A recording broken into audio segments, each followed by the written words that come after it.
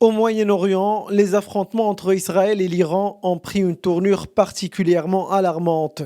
Échanges de missiles, destruction d'infrastructures militaires et de zones résidentielles, mais aussi de bâtiments médiatiques.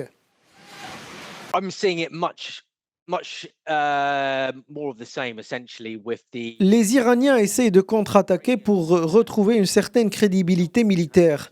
Ils ont besoin de pouvoir dire « Regardez, nous avons frappé Israël durement en retour ». Ils veulent montrer qu'ils ont puni Israël pour tous les dégâts causés, pour l'assassinat de leurs commandants et de leurs scientifiques. Pour regagner une forme de crédibilité, les Iraniens doivent continuer à frapper Israël en espérant réussir quelques frappes efficaces. De leur côté, les Israéliens font absolument tout pour assurer la sécurité du pays, notamment en essayant de détruire les lanceurs de missiles avant qu'ils n'aient le temps de tirer. Chaque missile balistique détruit sur sa base de lancement est un missile de moins à intercepter. before they ideally before they get to launch ballistic missiles. Téhéran ne se contente pas de riposter, elle menace aussi de fermer le détroit d'Ormuz.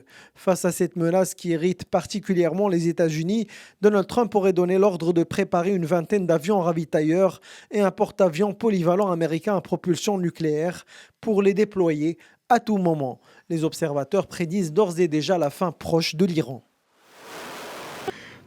L'Iran compte de nombreuses minorités ethniques qui ne souhaitent pas faire partie de l'État iranien.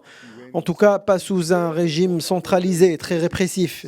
Il y a les Baloutches, les Arabes, les Kurdes et bien d'autres qui sont maintenus par un système de terreur et de peur.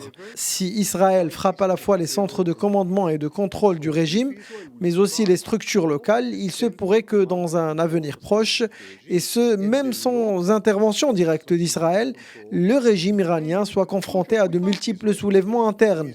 Il aurait alors moins de ressources et de temps à consacrer à Israël ou à ses activités de déstabilisation au Moyen-Orient. Une fermeture du détroit d'Ormuz plongerait immédiatement les marchés pétroliers dans la tourmente, provoquant une flambée des prix du baril.